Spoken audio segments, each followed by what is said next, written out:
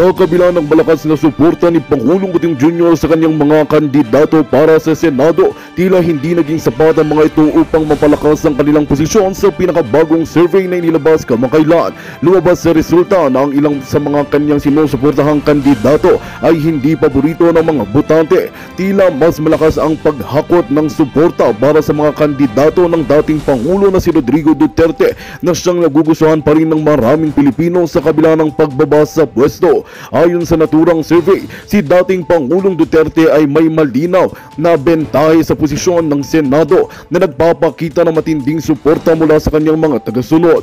Malaking sorpresa ito para kay House Speaker Martin Romualdez at sa kanyang kampo dahil inaasahan nilang may malaking impluwensya si Pangulong Kuting sa pagpili ng mga mananalo sa Senador. Ayon sa mga eksperto, maaring ang track record at popularidad ni Duterte ang dahilan ng kanyang patuloy na mataas na tiwala mula sa masa, bagay na nagbibigay pa rin sa kanya ng solidong base ng suporta.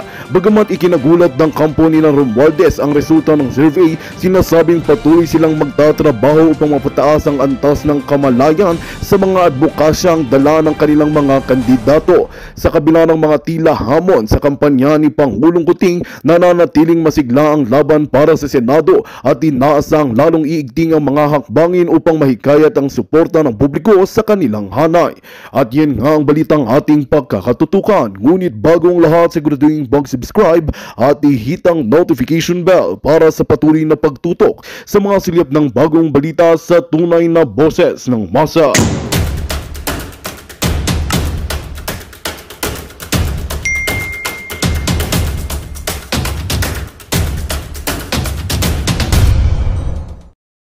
Bayan, ang gigibang kubol, bahala kayo sa buhay nyo.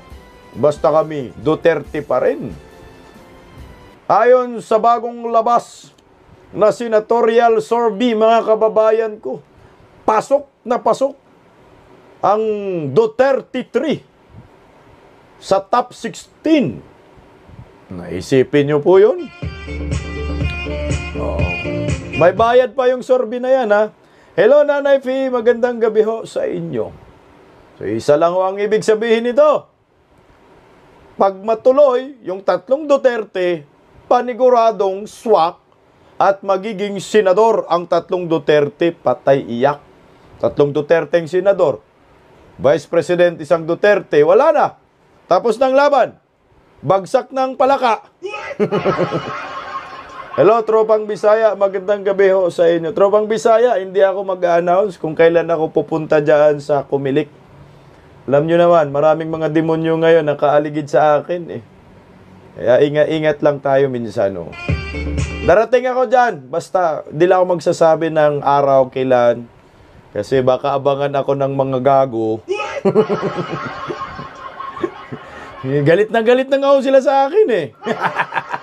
Pero darating tayo sa tamang panahon. Shout out, Tropang Bisaya. Suportahan po natin Team Bisdaqueros.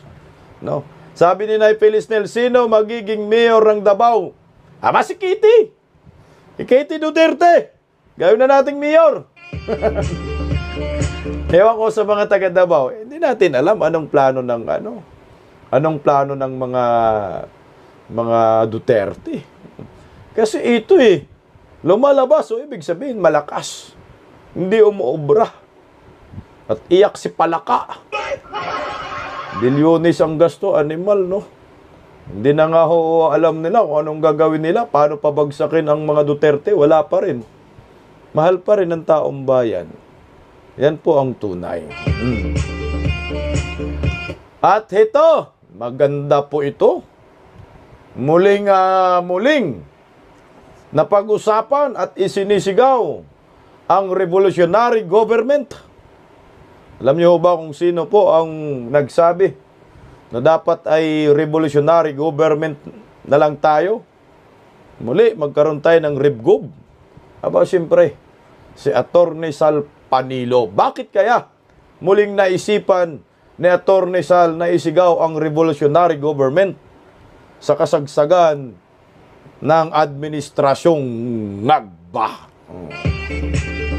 Usapin din po natin yan, mga kabisdak. Maganda ho yan. At ito, paniguradong lasing dito si Palaka.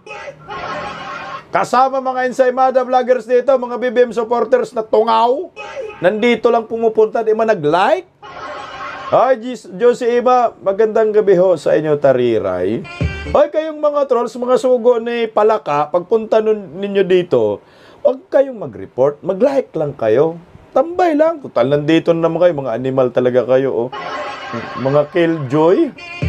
Anet de la Cruz, maraming salamat sa pakulay. Nandito naman kayo, namisita naman kayo para kumuta kayo. Mag-like kayo para malay natin. Oh, darating ang panahon. Bukas sa pangalawa, Duterte na naman ang nakaupo sa Malacanang. Sabi ni Shanshay, oy, Jenim, salamat sa pakulay. Lahat po ng bangag candidate, diretso na po sa Inidoro.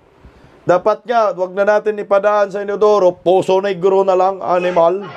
Septic tank ba? Oh, Vice President Inday Sara Duterte, may inabot kay Apo Wang-od. Nako, inggit na naman si Palaka dito ni Mal. Ilonit kas. Hindi to pulburon, ha? Hindi kagaya yung si Bangag, nagabutan sila ng gaw-gaw. Ito legit to at may inggit talaga si Palaka dito at ang maraming Pilipino ay hahanga dito kay Inday Sara. Alam mo, nakita ko si Inday medyo nahiya pa siya Pero nandun yung malasakit ni Inday, nakunan ng video. Nakunan ho ng video siya. Kaya ipapalabas po natin. Wala ito sa sa mga Marcoses itong pinapakita ni Inday Sara. Makikita mo lang sa may tapang at malasakit. Team Duterte. Magandang asal makikita natin dito. At ipipli rin po natin. Ay, Ma'am Lovelyn Sibukawa, maraming salamat sa inyong pakulay. Bangag, isa pang pakulay. At lalong magagalit dito si Palaka sa atin. Ipapakita rin po natin yung aktual na pambabatok, pagtatato. May Apo Wang-od kay Vice President Inday Sara Duterte. Galit pa naman si Palaka na may tato. Napanood na po ninyo nun, aktual na pagtatato kay Inday. Mamaya, ipipli po natin. Ito mga kabisdak, umpisahan na agad natin ito mga kababayan ko. Itong tungkol, ihuli na lang ho natin siguro yung yung RevGov. Kasi, unahin na natin yung RevGov kasi daming mga demonyo ngayon Hello, Ma'am Miriam Perez, magandang gabi ho sa inyo. Okay, ito. Pakinggan po natin ang payag ni Atty. Sal Panilo. Nararapat na ba na magkaroon ng revolutionary government sa mga panahong ito? Ano ho sa tingin ninyo? Pakinggan po natin mga kabistak. Gusto kong balikan yung yung mga kandidato. Sige po. Alam mo yung mga tumakbo sa Panguluhan, di ba? Ngayon tumatakbo sila. Itong mga ito, kung murahin. Oy, Sally, maraming salamat sa pakulay. Alam. Panatan si kandidato Bongbong Marcos ganun na lang. Pero tingnan mo ngayon, niyakap. Talaga mga pretenders ng mga ito. Hindi ko maintindihan anong klaseng uri itong mga ginagawang mga pahayag nito. Kaya ito, wala. Hindi makakuha itong boto sa akin. Kung akong tatanungin nyo, sa akin lang, bahala kayo. Meron pa, sino pa bang, meron pang isa. Yung pinanalo ni Presidente Duterte, di ba?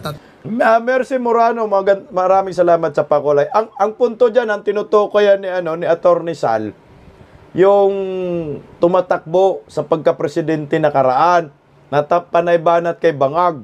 Yung isa ay pakulong. Tapos yung isa, anong sinabi yun? Basta dalawa yan, si Lacson at si Manny Pacquiao.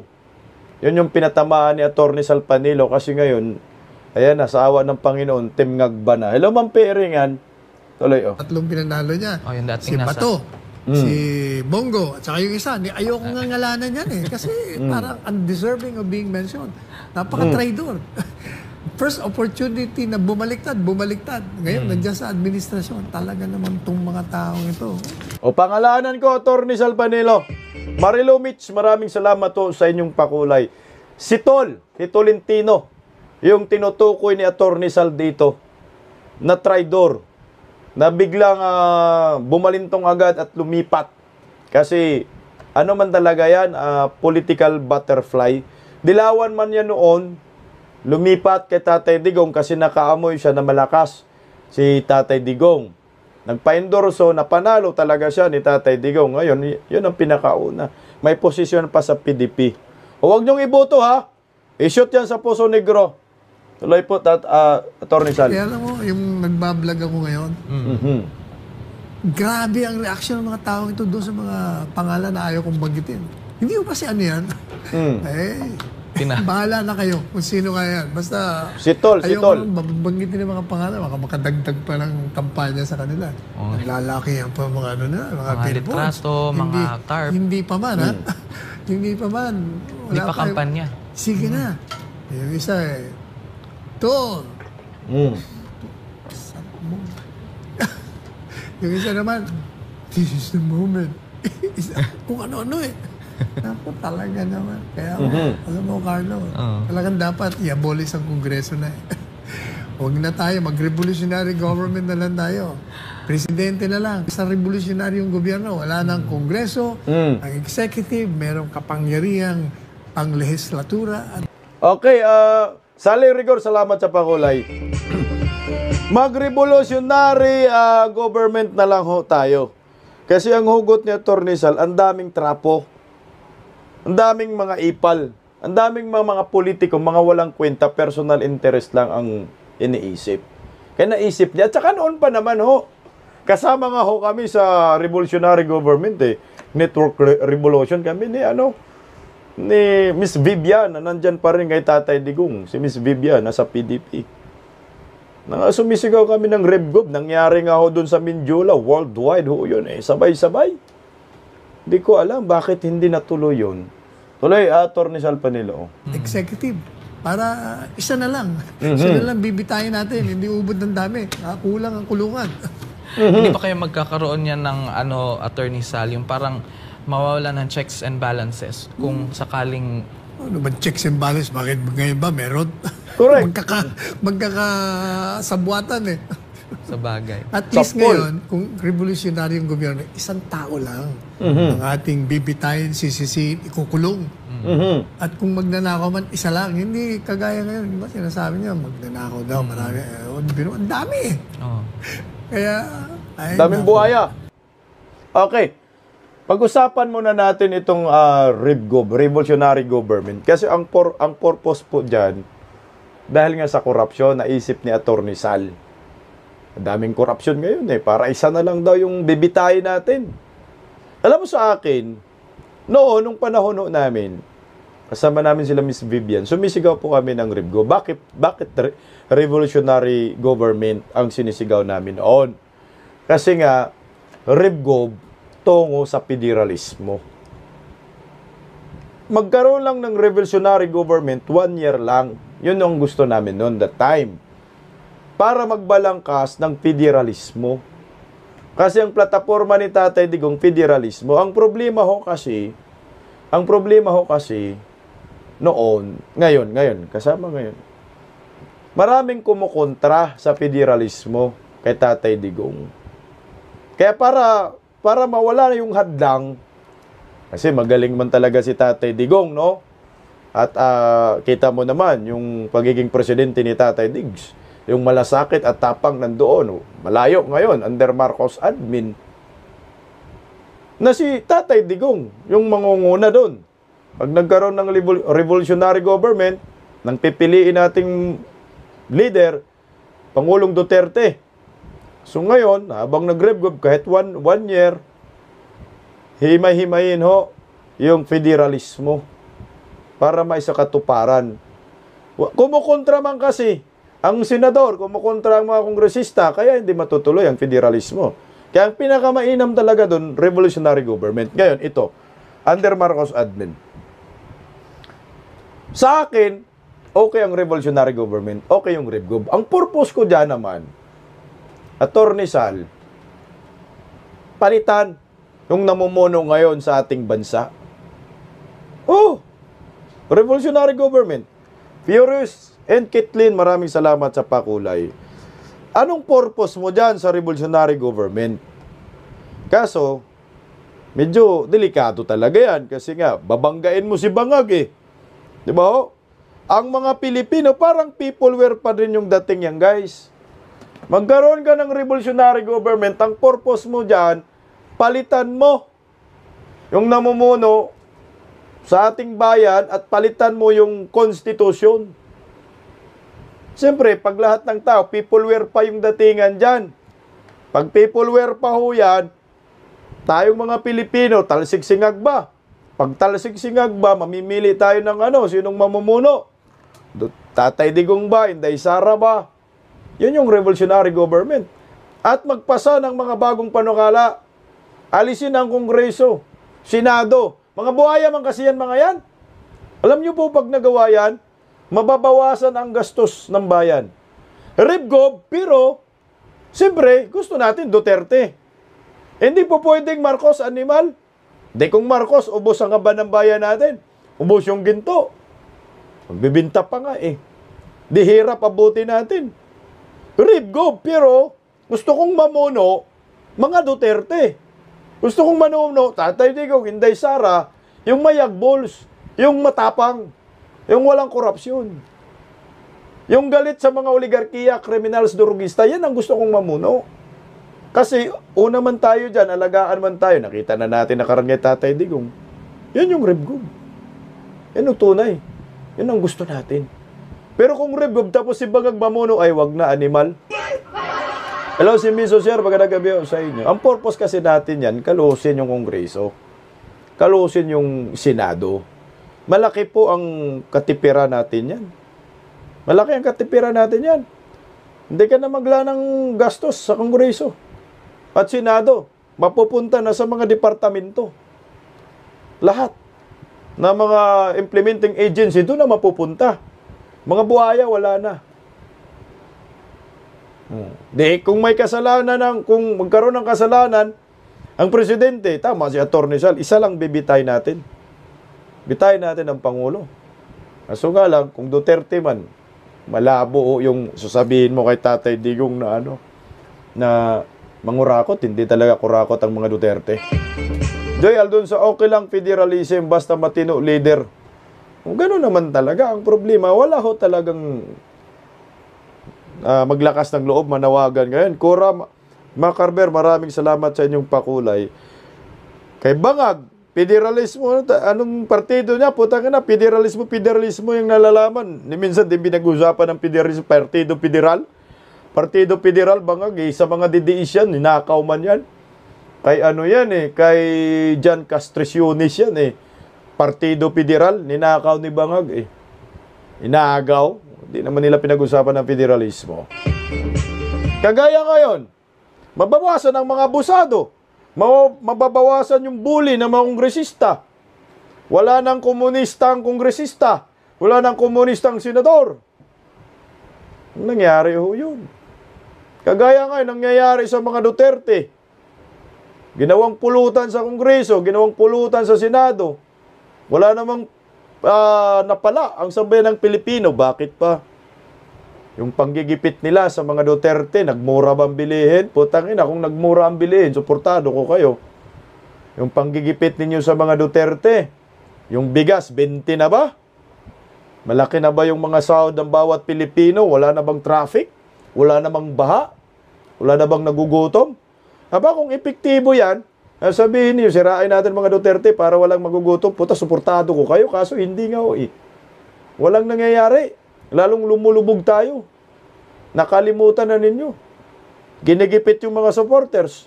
Ang tanong, kung ipakulong ninyo si Pastor Kibuloy, pinakulong naman na ninyo, nagmura bang bilihin? Hindi. Atty. Harry Roque, ipapakulong din nila. Pag nakulong ba, may 20 pesos per kilong bugas na ba? Hindi. Tingnan mo, kawawa to si Atty. Harry Roque. Biktima ng mga buhaya. Hindi kinatigan yung apela ni Atty. Harry Roque sa korte.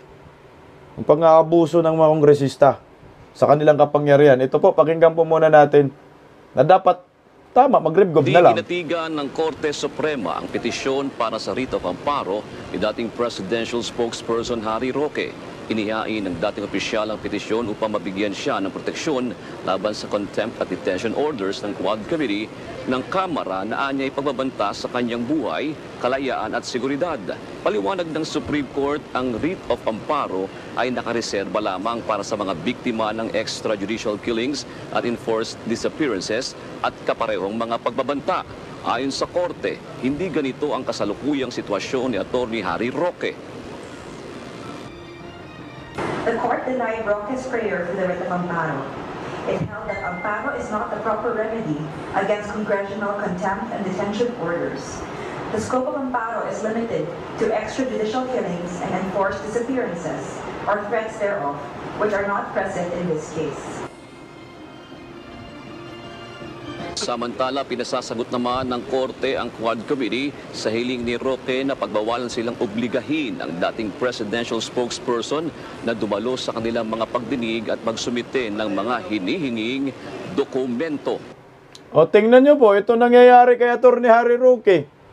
Gawain ng mga kongresista. Kung revgov, tanggal ng mga yan, wala ng mga abusado. Wala ng mga buaya. Malaking katipiran ang mangyayari sa ating bansa. Isipin nyo ito yung nakakatakot.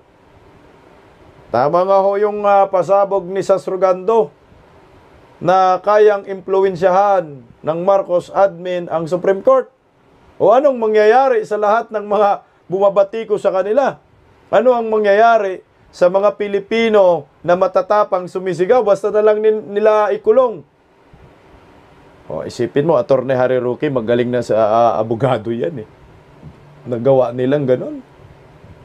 Yan ang nakakatakot ngayon. Sabi ni Jose Amarilla, naawa talaga ako kay Atty. Harry Roque. So, ibig sabihin, nanganganib talaga si Pastor Kibuloy din dito. Kasi yung Supreme Court, hawak nila, grabe, matindi. Matindi ang kapangyarihan ng mga animal. Pag gusto ka nilang ipakulong, makukulong ka talaga. Sabi ni Gigi Ariumin, bisak hindi pinapaboran si Atty. Harry Roque. Hindi pinapaboran si Atty. Harry Roque yung hiling na writ of amparo. Yan ang, parang, malakas talaga. Malakas talaga ang kalaban ngayon. Matindi. Kaya tama yung sinabi ni Atty. Sal. Revgov na lang. Ang matapos na itong korupsyon sa ating bansa. Revgov, basta ang mangunguna, mga Duterte.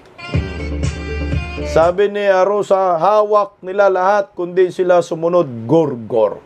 Nestor, pati Supreme Court, corrupted na rin nila. Wala, pira-pira lang ang pinag-uusapan dyan. Alam mo naman mga Pilipino, pag nakakita ng pera, bumabaliktad na agad.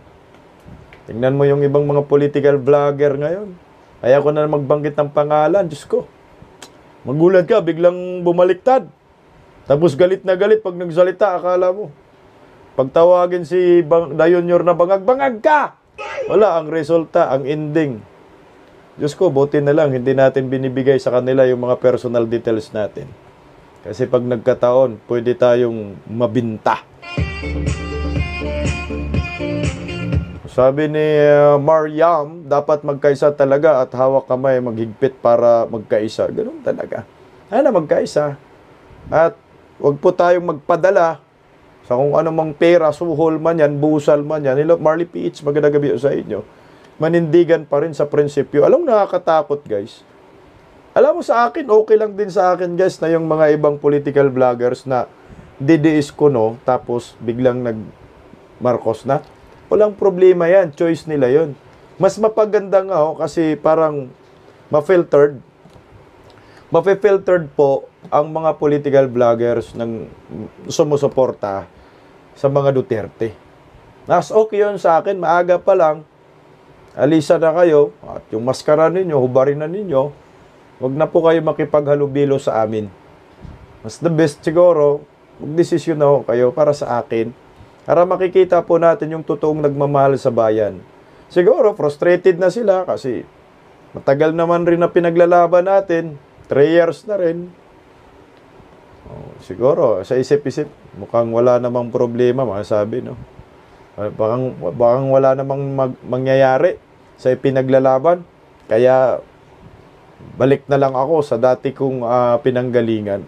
Alam mo ako, sa totoo lang, it doesn't matter kung ako na lang mag-isa.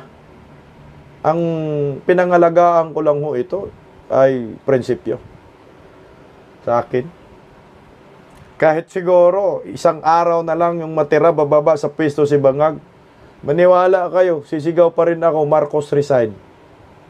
Yan araw-araw ko yan sinisigaw yan. Hashtag Marcos resign. Oo. Wala na, prinsipyo lang to guys. Ang usapin nito. At dito natin makikita kung sino talaga ang tunay na nagmamahal sa bayan at tunay na Duterte Diehard supporters. Kami, sanay kami wala kaming pira. At hindi nabibili prinsipyo namin. Wala kaming loho. Commute nga lang ho kami. Kaya kaya namin makipagpatayan, makipaglaban hanggang dulo. Hindi mabibili ang aming prinsipyo. Walang iwanan hanggang dulo ho ito. At bahala na ho. Kung kami na lang, basta kami ho, lalaban po kami para sa bayan. Ngayon, wala pa namang ribgob na nangyayari. O dito tayo muna. Pag-usapan natin itong napakainit ngayon na usapin sa politika itong senatorial election, midterm election. Natsak magugulat ang sambayanang Pilipino. Tulungan natin ito ipakalat at ipaalam na gusto pa rin ng taong bayan ang mga Duterte. May Duterte magic pa rin. Bakit? Kung hindi mahal ng taong bayan ang mga Duterte, hindi ko sana si Inday Sara bagsak na talaga. Pero hindi Lalong minahal ang taong bayan. Pero bago natin pag-usapan si Inday Sara, paiyakin muna natin si Palaka. Ito! Ito yung kinakatakutan ng Team Buhaya. Team Ngagba. May bagong lumabas na senatorial survey. Duterte 3, sabi ko dyan, pumasok. Ngayon yung mga nanriyan, yung iba dyan, burahin na natin, diretso na natin sila sa Inidoro. Sa Puso Negro pala, animal. Okay. Sabi ho dyan sa survey ng, ano bang survey to? Pulse Asia din, Pulse Asia rin ba ho to? Okay, Pulse Asia nga ho, tama. Ang nangunguna ho, Erwin Tolfo. So, burahin na natin agad yan. Marcos naman yan, di ba? Nangunguna daw si Erwin Tolfo. So, laglag. Ikis. Tapos Tolfo ulit, number 2. Gago na talaga, Wala namang ginawa yung mga yan. Ikis agad natin yan. Huwag na agad natin yung iboto. Tito Soto, puta, umugat sa Senado. Tito Soto pa rin tayo. Wow! Ang tanda-tanda na. Senado ka pa rin. Mamahinga ka na, Tito Soto. Okta ba to? Pulse Asia, Okta. Teka lang. Pulse Asia yan, tol. Yung ganyang logo. Hindi yan Okta. Pulse Asia to, guys. Teka lang, September 6 to 13, election senatorial preference. Bahala na kung anong survey to. Okta ba o Pulse Asia pa to? Pero yung logo kasi na yan, linabas natin, Pulse Asia po yan. Tama ba? Pulse Asia nga. Pulse Asia. Liliit kasi ng sulat.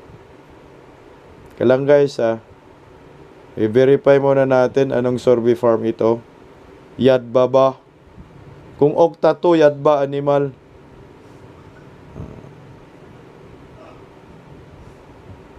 Pulse Asia, no? Pulse Asia.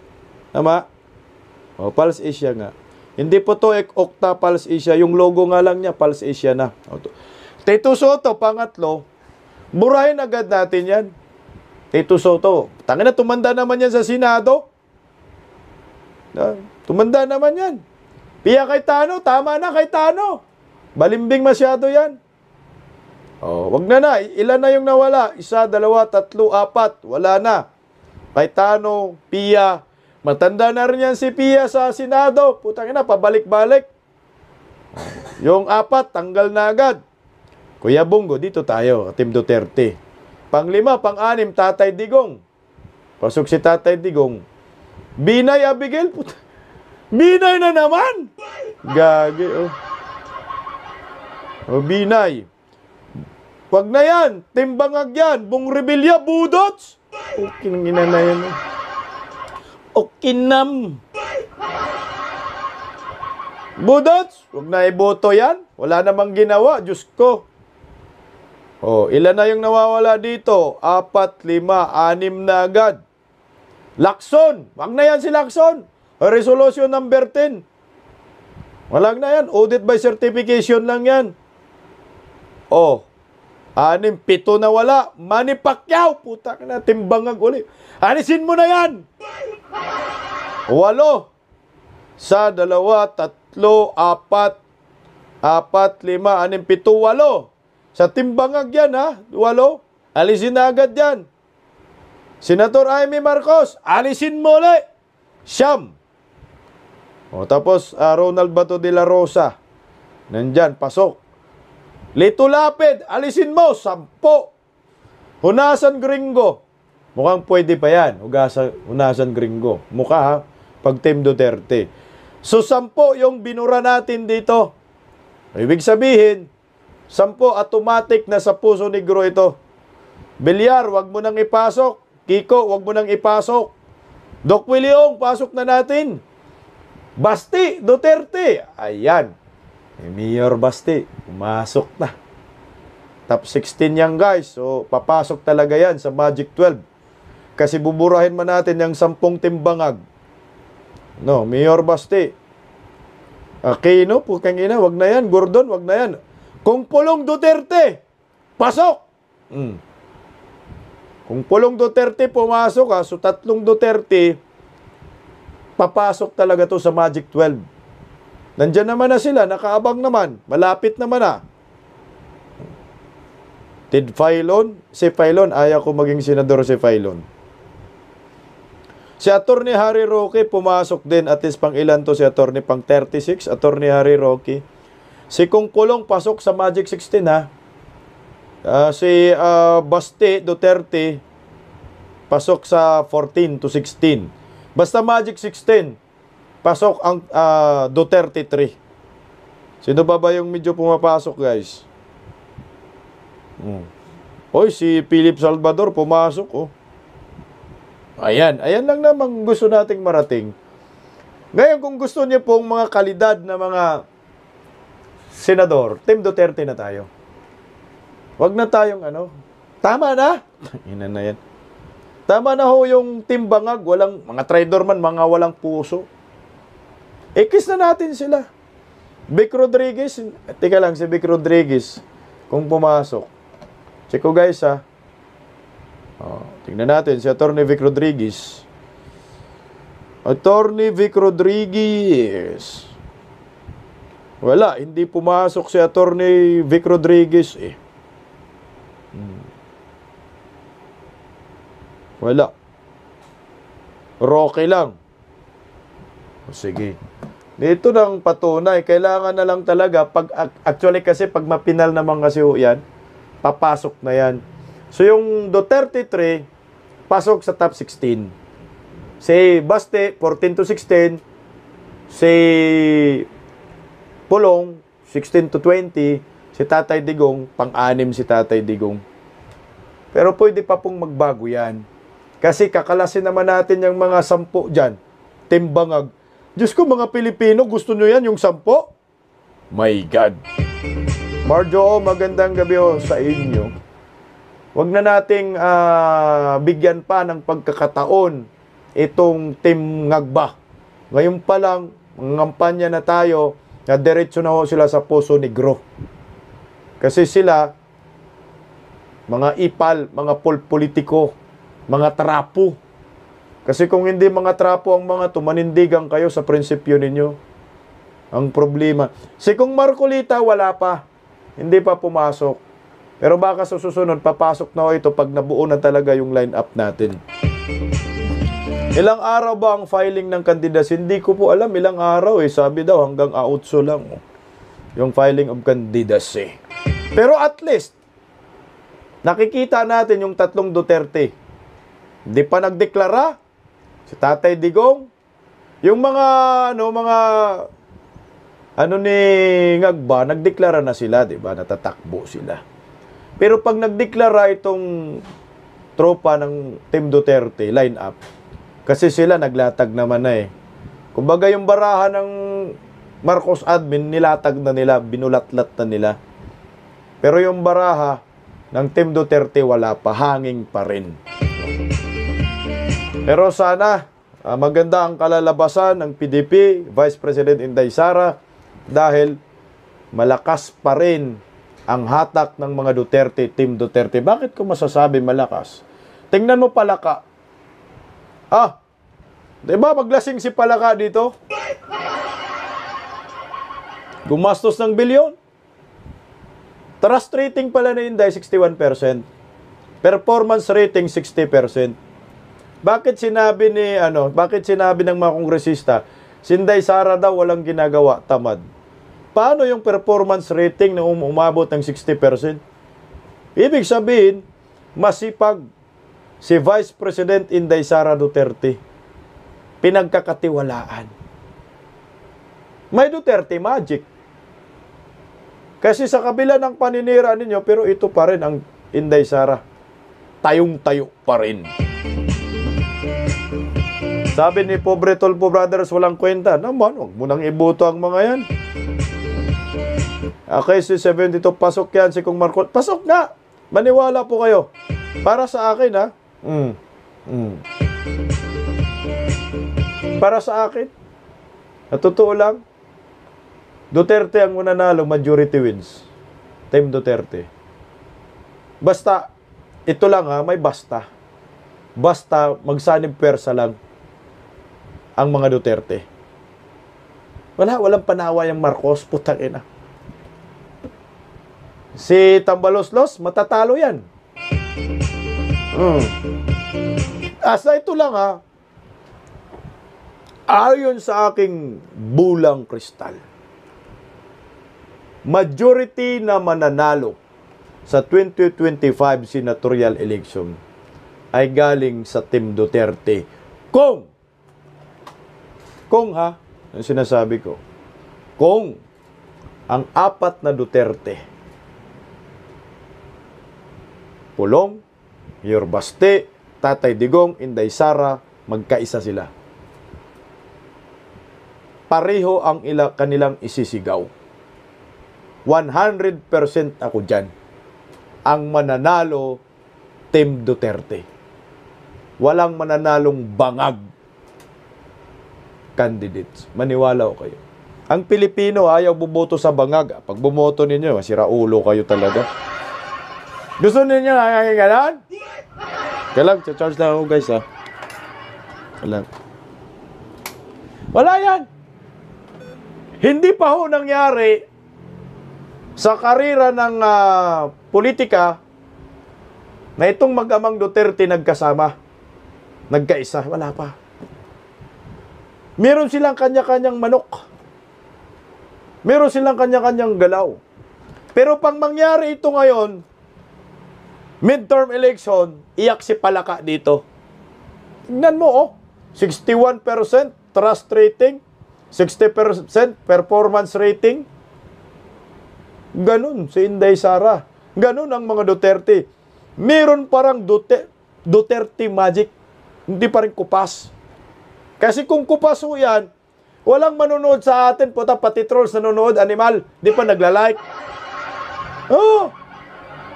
Merong Duterte magic. Ang problema, yung Marcos, meron din sila, smart magic sarap, gagawin. Yan yung babantayan natin. Tayo may Duterte magic. Sila may magic sarap. Isang dump truck. Ay, gago na, Tingnan mo si Inday Sara.